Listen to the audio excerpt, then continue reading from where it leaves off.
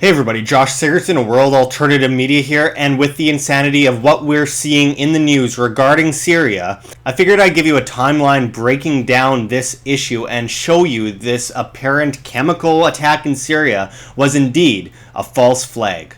In 2013, I bullhorned in the street about how Assad did not gas his own people as it was making headlines across the board.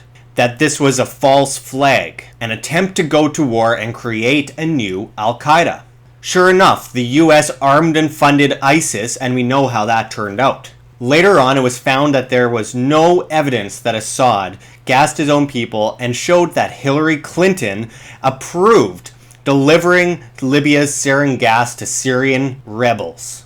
A decision in 2012 between the Obama administration and Turkey, Saudi Arabia, and Qatar, not to mention the CIA and MI6, according to British intelligence reported by Seymour Hersh. Footage has also come out of rebels testing this gas on rabbits.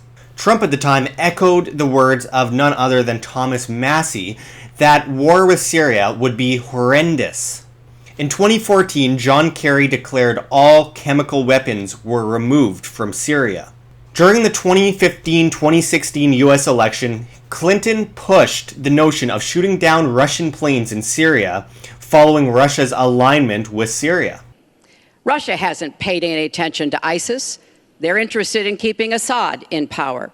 So when I was Secretary of State, advocated, and I advocate today, a no-fly zone. Right now, Senator, for us to control all of the airspace in Syria would require us to go to war against Syria and Russia. That's a pretty fundamental decision that certainly I'm not going to make.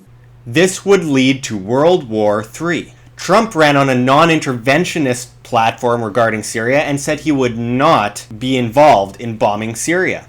In December 2016, Israel and Syria signed a ceasefire that was to put an end to Israel's bombing of government targets in Syria. Israel immediately disobeyed, bombing Syrian airports and government targets while claiming they were targeting terrorists. In March 2017, after Israel bombed several government targets in Syria, Damascus fired back at Israel. No one was killed, but it was considered the most significant escalation of aggression between Israel and Syria to date. While tensions with Russia appear to be calming down, lowering the chances of a world war, Secretary of State Rex Tillerson and UN Ambassador Nikki Haley claimed that Assad was no longer their target in Syria and that they did not want to target Assad.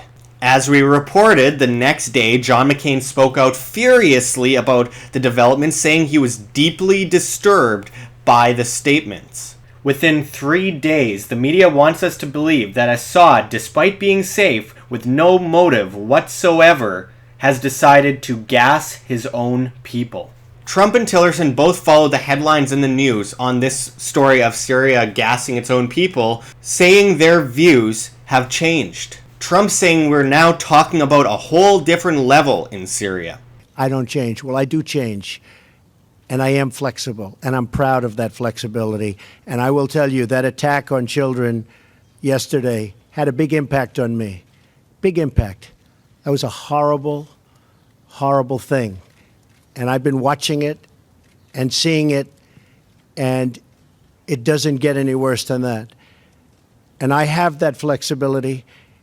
And it's very, very possible, and I will tell you, it's already happened, that my attitude toward Syria and Assad has changed very much. Trump is now aligning with John McCain and Lindsey Graham on the issue.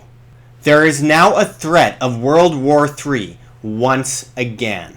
Can't people see the fashion of the week? That anyone who disagrees with the establishment must work for Russia? That the script seemed to have been thrown to the wind, and the establishment is desperate to make the script play out all the same? Think about it. The Trump administration, after all these years, claims they are not interested in overthrowing Assad, so Assad, for absolutely no reason, decides to gas his own people? It makes absolutely no sense. Russia is adamantly saying that Assad is not responsible. In fact, on April 4th, 2017, the Syrian government bombed a rebel-held warehouse where chemical weapons are produced. Rebels used the exact same chemical munitions in 2016 in Aleppo.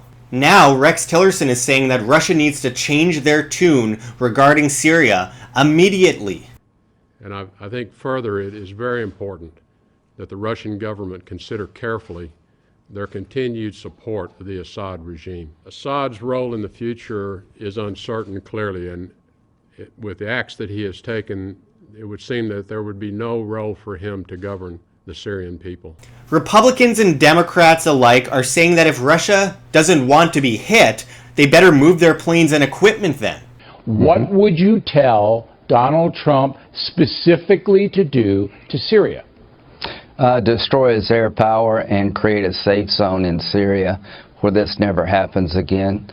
I would so by destroying, you'd have to bomb. We'd have to bomb their airfields, correct? Right. There are Russian planes there. Yeah. They should move them. This is insanity. This is so incredibly irresponsible. Ron Paul agrees that this is a false flag, much like what we saw in 2013. If Assad was involved in doing this horrible crime, he'd be committing suicide. This is just more fodder for the US to destabilize the Middle East and steal assets while installing their banking systems. The global monetary system needs a war right now, more than ever, as currencies are set to crash across the world. It's the same thing we saw in World War I and World War II. Seeing the footage of children dying in the streets this week has been disgusting. It's sickening, and while the mainstream media uses images of dead children to push their agenda of war and destruction, I refuse to use footage of these dying children to push my point forward. It's incredibly wrong. These are small, innocent human beings we're talking about. Their life snuffed out in seconds.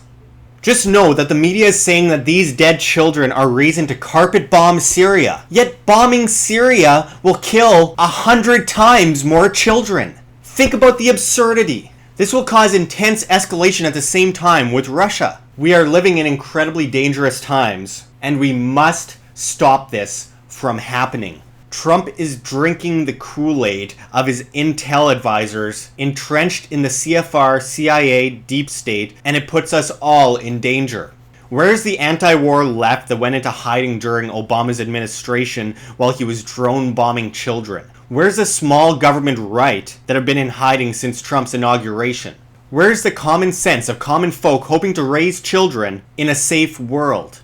This is a domino effect waiting to happen, and we can't afford it. I'm not just talking money-wise, I'm talking about the sake of our very being, the sake of millions of lives, for the sake of humanity as we know it. We must stop this.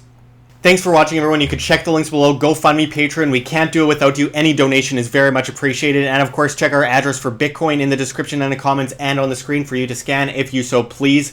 And we are also offering tickets to the Red Pill Expo, which you can buy at the link below.